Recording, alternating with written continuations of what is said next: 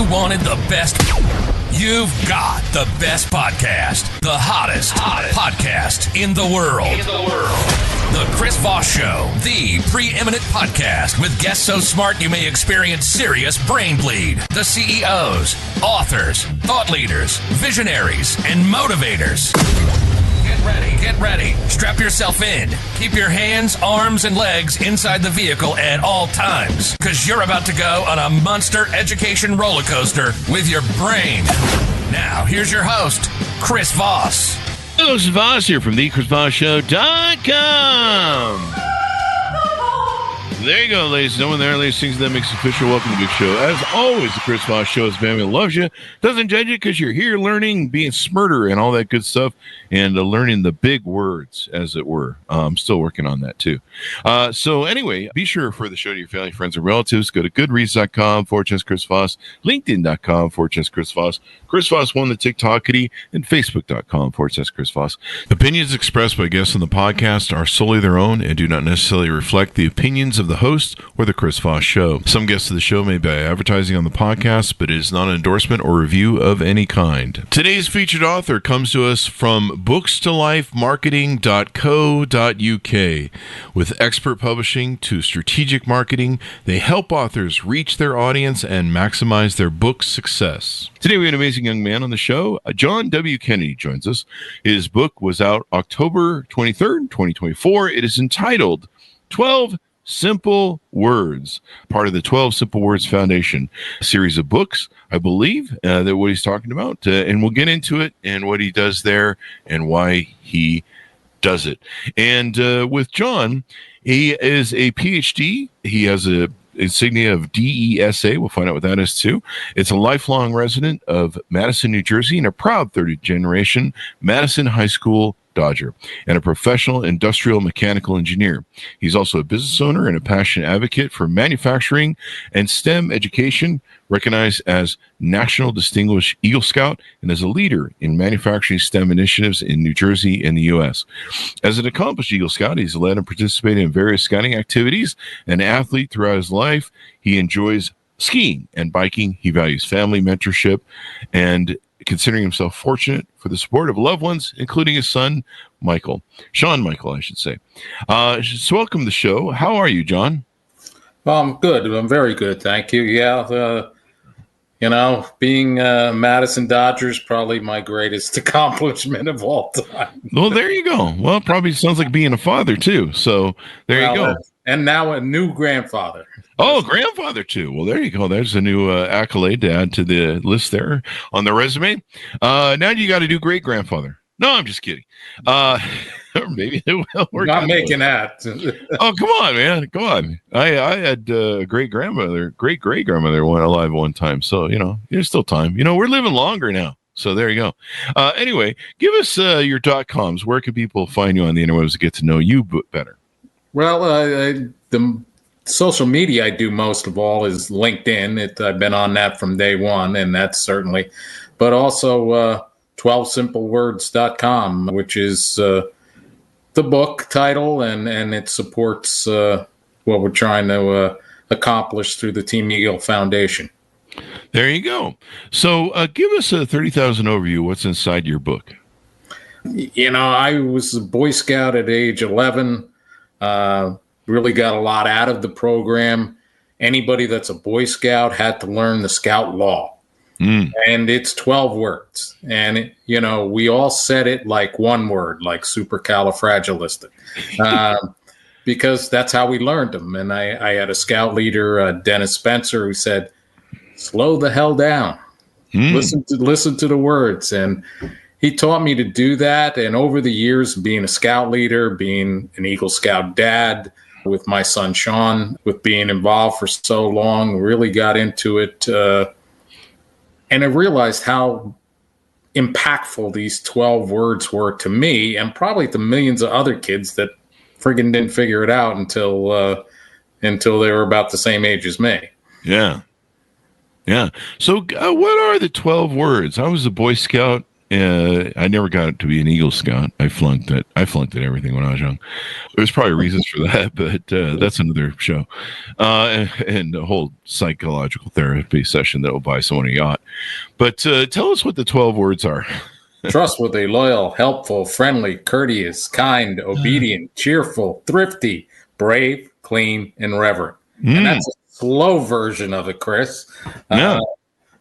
I always struggle with the clean part. I bathe like every other day. So you're funny. My son, Sean, he wrote about, that's the word he picked to write about. Oh, really? With clean, because he said, I know that I'm messy with a lot of things, but in the end, I'll figure it out and be organized and so on. And, well, yeah, you get what you get sometimes. We can't all be perfect. And well, you just do what I do. You just hire a maid. That fixes everything for you. Yeah, I can't afford being married. I can't afford the divorces, so I never got married. So I just hire maids.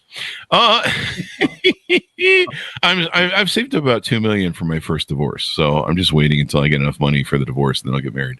Anyway, guys, I think there should be divorce insurance, but that's a joke I stole from some comedian. Anyway, so you're trying to bring back these 12 simple words into our culture, our society. Is that maybe the goal of what you're trying to accomplish with the book? Well, a little bit of that. I had been wanting to write this for a long time, and I started trying to write it as a business book. If you followed these 12 words, you could be successful. And it never really came together. And then finally, a couple of years ago, I decided to look at it a different way, and I just looked at it, how they impacted me. But also in the book, there's what I call other voices, where I grab people from all walks of life, and I said, pick a word, write about it. Why is it important to you? And so that, self-help books, I loved the 1 Minute Manager books when I was younger because you could read them. I call them bathroom books because, take you about a week and you're done. But it just was applicable to what, what's going on. And if these words meant something to me, did they mean something to somebody else? Oh. And that was important to me. And, what trying to do is remind people that we got to talk. You don't have to agree all the time. And there's nothing wrong with arguing or telling somebody, you don't believe what they say is right. But instead of things, we get to a point where we do silly things like cancel people. Chris, if you don't say the words that I want, I'm going to cancel you. What value does that have in the long run? Absolutely none. Because Chris doesn't care. And at the end, nobody talked about the problems that we were facing. Mm-hmm. There you go. That's one idea. And so you had different people write the different chapters of the book on each of the different 12 items? No, I wrote my take on all 12 words. Okay. And then at the end, I had some other voices, some people that would add a blurb about the. And then I also found some things like Mike Rowe from Dirty Jobs. He's an Eagle Scout. And he had written a piece. Jimmy Buffett, really? Believe it or not, Jimmy Buffett was a scout, not an eagle, but he, in one of his books, he wrote about being prepared and being part of. And then John Wayne had written when he was near death, he gave a speech about the 12 words and how important they were. So, as I said, what I wanted to do is give people a variety. Yeah, I want you to hear what I have to say, but self-help, I have a hard time saying what the book's about. People say, what, is it a self-help book? And it's like, well, yeah, sort of, but not. Because, I loved playing baseball. I was a good baseball player, high school, college, but I'm 5'7". There's a great book written by Ted Williams called The Science of Hitting. But he was like 6'4", and he had 20/10 eyesight. I don't have that. Yeah, I don't know anymore. No. So, while the book was good for me, I had to pick and choose what applied. So I wanted people to have in one book the ability to hear what John has to say, but also hear what this former major in the U.S. Air Force has to say. There you go. Well, Warren Buffett, or not Warren Buffett, that's the billionaire, but the other Buffett that you mentioned earlier, the reason he never got his Eagle Scout merit badge was he was drinking too many margaritas while he was in the Boy Scouts. So that's what that was. Probably came at some time. I'm not sure at that age, but I can't judge. It's a secret. No, I'm just kidding. He's a wonderful man, and he's in, hopefully wherever he's at, he's enjoying a lot of margaritas for free, hangover free. That is, that would be heaven. No hangovers. So there you go.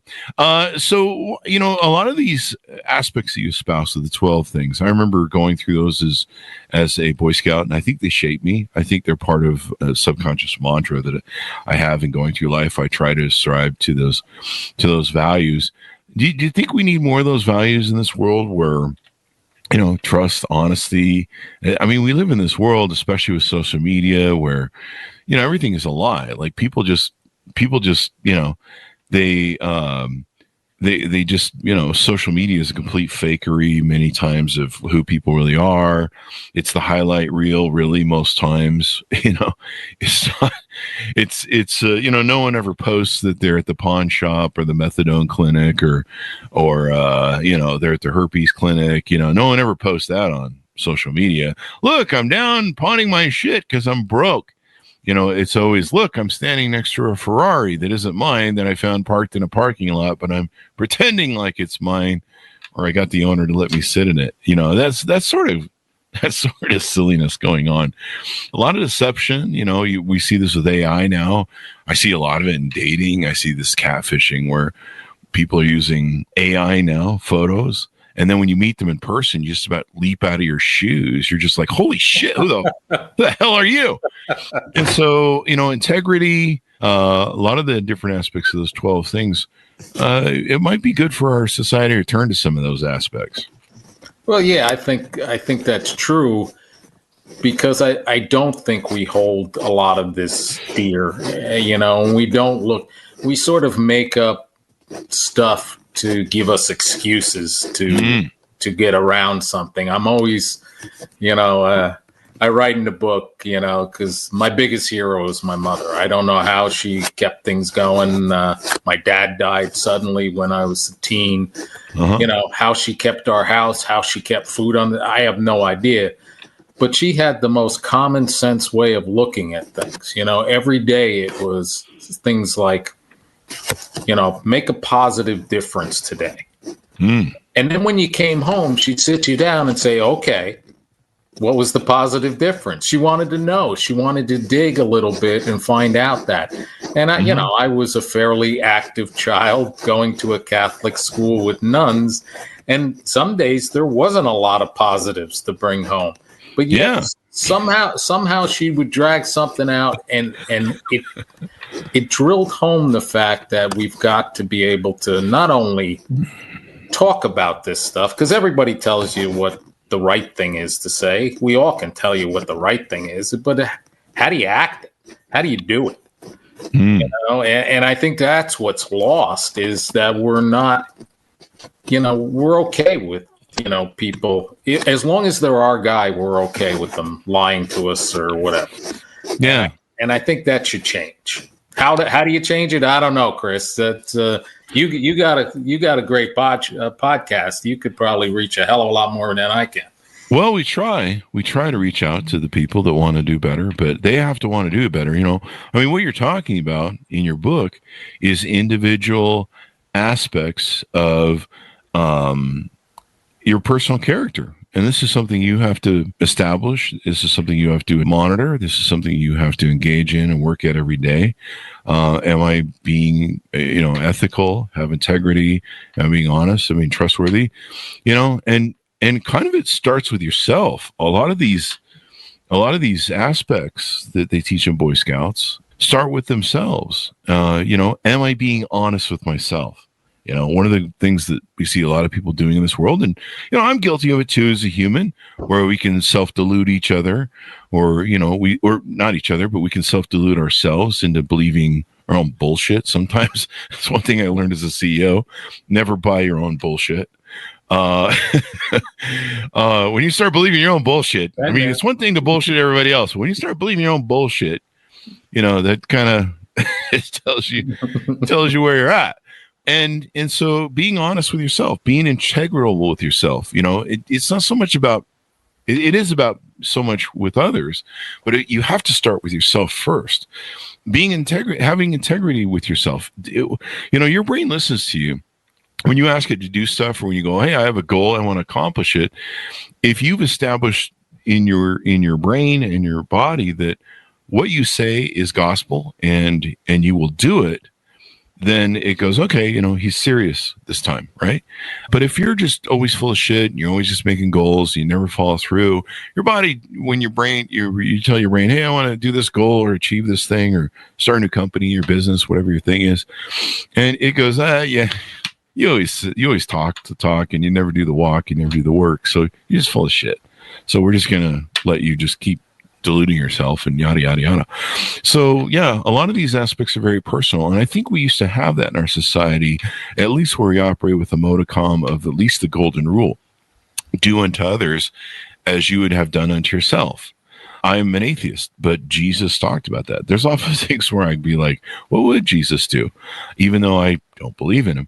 You know, some of these aspects that they write about in the Bible and other tomes of religion, which really are just self-help positive manuals, they're good. They're good for us. The reason they're kind of been around forever and everyone follows them is because, you know, being good to each other is a wise investment, because otherwise you just have anarchy and marauders and everyone's stealing from everybody. And, you know, it's kind of like 2025 right now. Yeah. But that's where we get to. You're right about that. I mean, you know, when I ran my companies, and you know, you start to learn something different about yourself. Mm-hmm. You know, you look at yourself a little bit differently, and mm-hmm. you know, again, going back to my mom, you know, she said, she used to drive it into me. You control one person on earth, one person.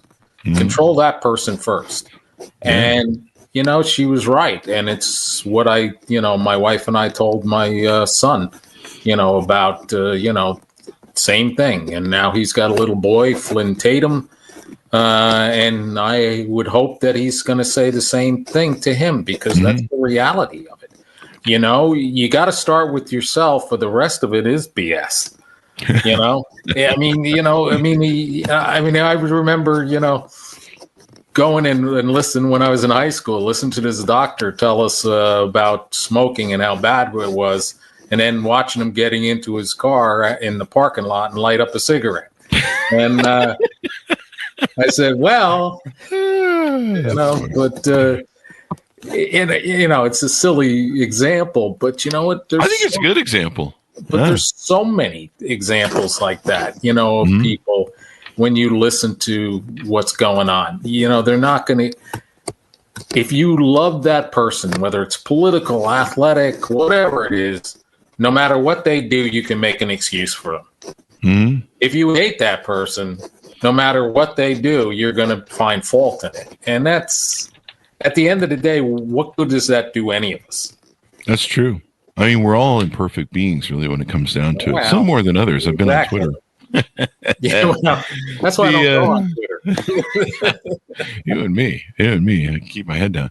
But there you go. Tell us about your life. How did you grow up? How were you raised? What were some of your influences and things you overcame as you were growing up and becoming who you were? How did you get into starting your own businesses and things of that nature?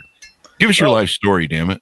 Well, I'll tell you what I can of it. You know, I mean, as I said, Madison, New Jersey, good little town, you know, and it was mm-hmm. much more blue collar when I grew up with it. I'm still here, and it's much more white collar. But, you know, my dad was a electrical and gas inspector, and we didn't have a lot of money. My mom was a checker at the local A&P. So, you know, we did everything on the house. So, One of the things that I always say to people is that, my dad had a weird rule, man. He said you could take anything apart, but you had to put it back together, and it had to work. And I'd like to say we batted 1,000 on that one, but we didn't. But it was a great learning experience for somebody that wanted to be an engineer, because if it didn't work, usually my dad would sit down and, okay, this is what you did wrong. This is why it didn't come through. But if he flipped the book at me, on Friday afternoon and said, read chapter 5, and I opened it and it said roofing, I knew what we were doing that week. There was a lot of good to that. Unfortunately, an aneurysm took him, really quickly. That's unfortunate. Yeah, he was a decent guy. He was out there with scouts and Little League, and my mom was a great lady. And I said, I have no idea how she kept things together. I have no idea. Because she was a checker at the local A&P. She had nothing. Wow. But yet we didn't have food, but yet we'd go out pulling a wagon in our neighborhood asking for food for the homeless. Really? Wow. And so those are the things that tied together. And it may sound, like hyperbole, but I always say that Boy Scouts helped save me, because 2 of my scout masters, my mom and a coach, if it wasn't for them after Dad died, it was easy to go to the dark side. Yeah. So these things, they were able to, pick me up when I was down, kick me in the butt when I needed it. And, that drove me to things like wanting to start a business like yourself. I mean, how do you get to that point? How do you start a podcast, for God's sakes? I don't know. I'm still trying to figure that out. Well, you're doing pretty good at it, but but that's the point. A hack after 16 years. So I think by year 20 we might get it down. Well, but that's a goal, right? Wait, we're supposed to have a goal of that? Well, we're just kind of fumbling around in the dark over here, trying to be like, where's the mic at? I did some reading about you, so you've had some goals and done some good stuff. So a couple things. There you go. And so, how did you start your first business? And it sounds like maybe that shaped in with some of the aspects you talk in the book. We wanted to, I got into the ability to buy into a manufacturing company and was able to do that. And then with a couple of close friends and my bride, we started an engineering company and expanded it and grew on these things. Honestly, Chris, it was because I thought I had some really good ideas in my head, but the only way you can prove them is going out and do it. Nah. And, there were times when I said, well, that was a dumb one, but you learn that. You learn. And you learn it quick when the money's coming out of your pocket. That's true. It's always funny how well you learn stuff when you can feel failure. Yeah. So I don't want to do that one again. Exactly. That was painful. The thing that cost you money, you say, well, let's learn a lesson there. So I got to be involved with the things I love doing, engineering and manufacturing, and it's what shaped my career, but also my life, because owning a small business, even though we got up, into triple figures of people, it's still more of a family business. And you still, I remember when my wife came to me and said, we got 63 kids in college. And I said, we got 1 kid. What the hell are you talking about? And she said, no, all of our employees, we got 63 people in college. Oh, yeah. And that was a jolt. Yeah. Because then all of a sudden it was, oh, man. You're responsible. I've had triple-digit employees, man. You lose some sleep at night because you're like, if I make a bad decision, I hurt a lot of people's lives. Yeah, exactly. And but it taught you some really good lessons. And to be honest with you, I'm glad I had these friggin' 12 words to fall back on, because there were times when, thinking about, stuff way more heavily than I wanted them to. Yeah, I mean, it can kind of feel arduous. I mean, one of the problems with this in business, and a lot of people don't realize this, as you get more successful, as you get more successful, the high wire goes up higher, so it becomes more challenging to you don't have the ability to fall, and sometimes the view from there can be kind of scary a little bit, because you're like, this is pretty high up here.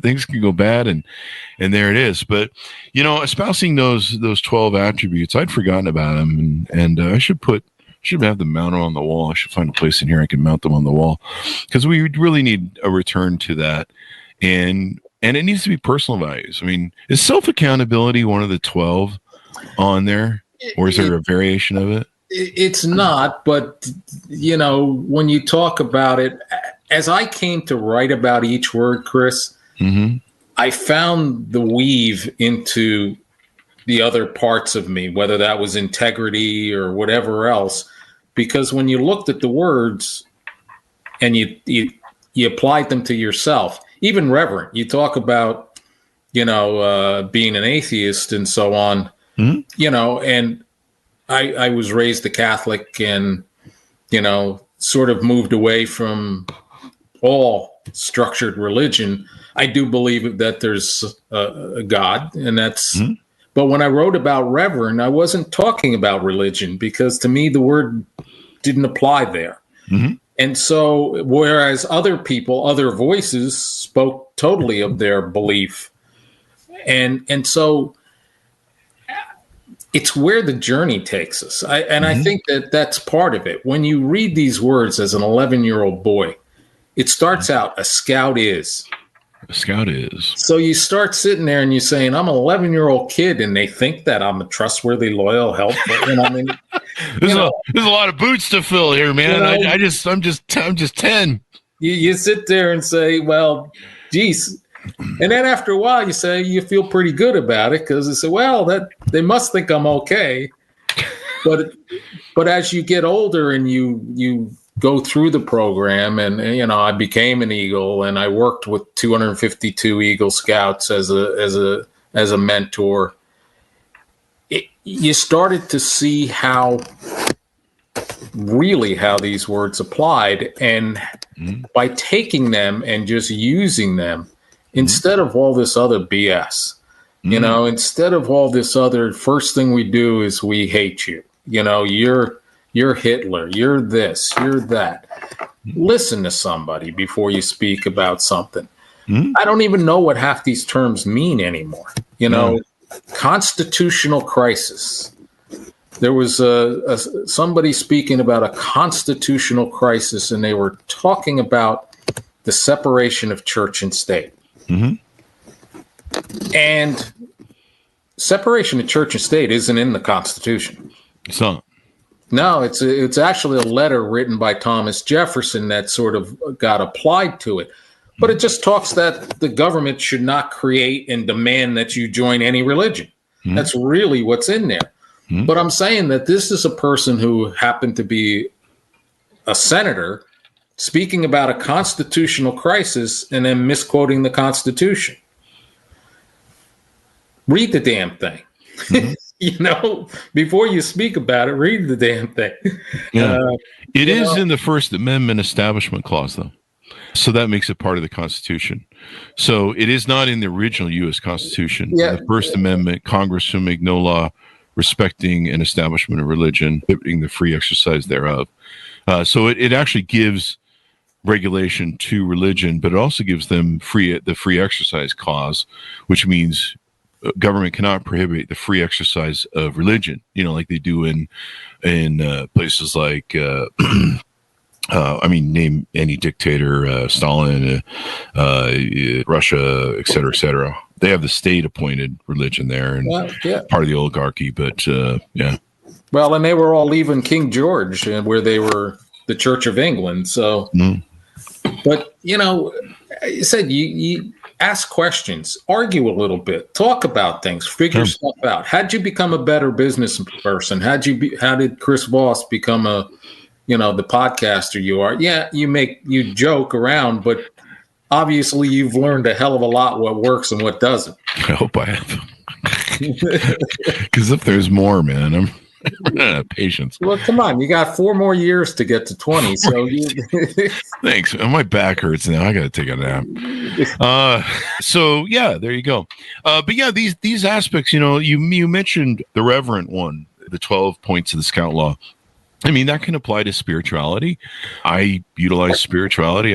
Every Sunday I call it my day of gratitude, my great day of kind of spiritual spending time with me, appreciating my family, being grateful for what I have.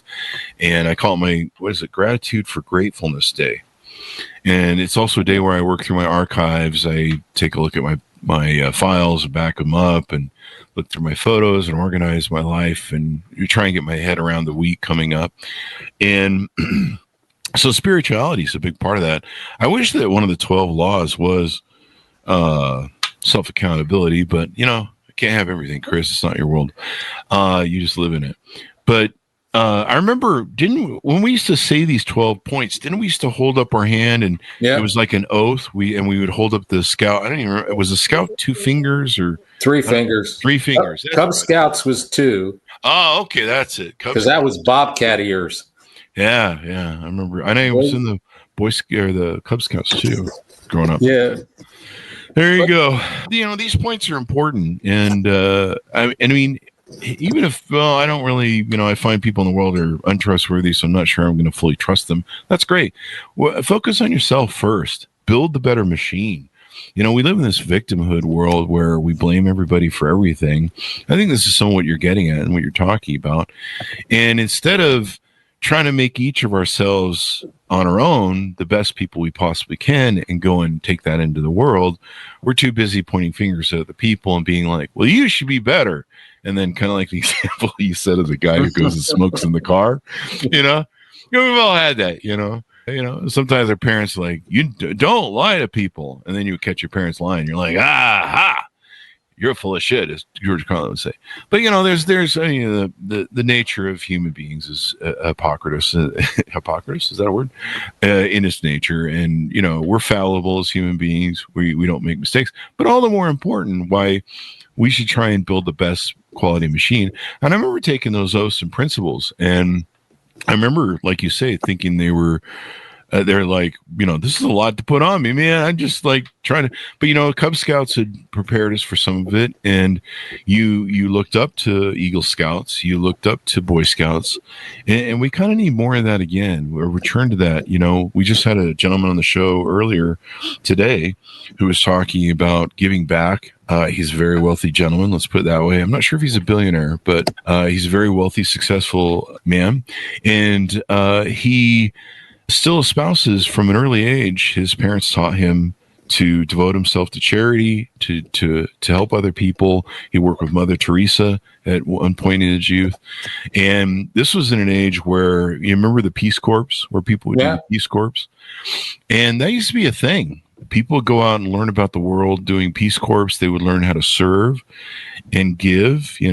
John F. Kennedy, kind of maybe your namesake, talked about, what can you do for your country? Bobby Kennedy, Ripples of Hope speech and other speeches talked about the Peace Corps and, what we need to do to help other people be better and help ourselves be better as well. And he held up a good mirror to that.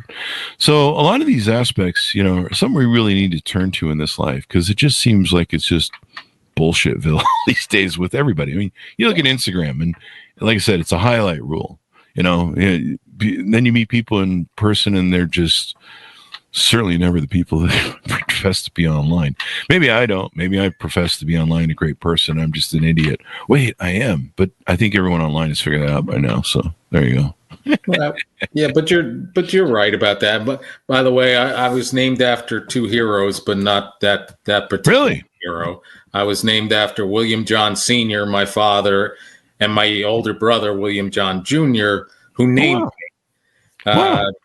Well, it always drove me crazy that I'm John William, because I'm like, geez, but looking back now that both of them are gone, I'm glad that they that Billy put my name that way. But, it's the simple stuff that we just don't do. And think about it. I look around living in the same town, people can't help an older person shovel their driveway, if it's raining, the lady down the street walking up with, bags of groceries and nobody stops, and it just, and I read actually it was in USA Today where they said that like almost 80% of us feel that we've done our charitable duties when we've given away money. And certainly money's important. Don't get me wrong. I mean, that helps all of these programs run. Mm-hmm. But until you've gone to a Special Olympics meet and hugged a kid that, ran his first 100-yard dash in his life, you find that it's the action that has to happen that pays off dividends. And it not just to the kid or to the other person, it pays off to you too. Yeah. Yeah.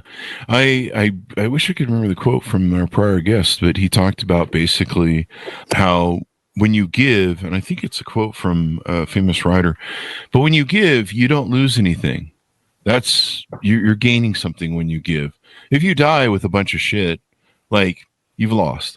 But if you give and contribute to the world and try to make the world a better place every day that you're in it, so that when you leave, it's a better place, you haven't lost anything. If you've given money, you haven't lost money. If you've given your time, effort, love, and care, you haven't lost any of that. You've actually built a higher character of a person and contributed to the world in a way that's going to add value. And you don't know. I mean, that person that you help one day, they could go on to come up with some life-changing, cancer-saving thing, or maybe they just make the better world a better world in their own place. We had Tim Shriver on the show a couple of years ago during COVID. He wrote the book The Call to Unite, and I think he helped founded or helped oversee. I think the Kennedys did help start Special Olympics. And yes, he's overseen that for a lot of years. Yeah, Ethel Kennedy started it. Yeah, I think that was his mom. Yeah. Him and Maria Shriver's mom. But we had Tim on. We talked about Bobby and John, yourself, I guess. We were talking about you. Thanks. That bullet, his wound is really healed up nicely. There you go. You've done well. Still sore. Still sore. So sorry to my friends of the Kennedy family too soon. There you go. But any final thoughts as we go out on what you want people to do? Give them the pitch out on where they can pick up the book, any .com, so they can get to know you better. I mean, the book you can get. I've been lucky. I've been learning this business by the seat of my pants. Book Baby was my original publisher. They're a good publisher. Mm-hmm. I've been working very closely with Reading Glass Book and Writers Branding, and that's a veteran-owned company. In fact, coming up, they're going to open their fourth bookstore in New Jersey, coming up on September 5th at Quaker Bridge Mall, which is kind of cool. I love to see small businesses take off. And Books to Life has helped me set up this tonight, which I've greatly appreciated. Every nickel that we earn for the book goes to Team Eagle Foundation. Oh. It's a foundation that a couple of us started in 2010 for mentoring for older youth, 15 to 20. And then we ran programs every summer at camps, used a lot of scout camps. There wasn't a scout program, but scouting certainly supported us by giving us a good deal on their camps. And then COVID hit, and that blistered, that. So we sort of switched and started doing scholarships and grants. And again, you can find this out on 12simplewords.com. You can buy the book there. You can donate to Team Eagle Foundation. You can learn a little bit about me, but more importantly, you can learn a little bit about, some of the other voices that were involved. And, we blew past $1 million a year or so ago, which really, that was kind of cool, because we started it as a almost as a lark to try to figure something out. And to be able to do something with that and to give out that many scholarships, I mean, not incredibly wealthy, well off, I guess you'd have to say. Been very blessed to own a couple of businesses and sell them. But as my mother said, if you don't give back, you don't get any more. That's true. And she was serious. Trying to write a second book called 12 More Words. And I brought in a lot of the people that read the book suggested other words. Oh, really?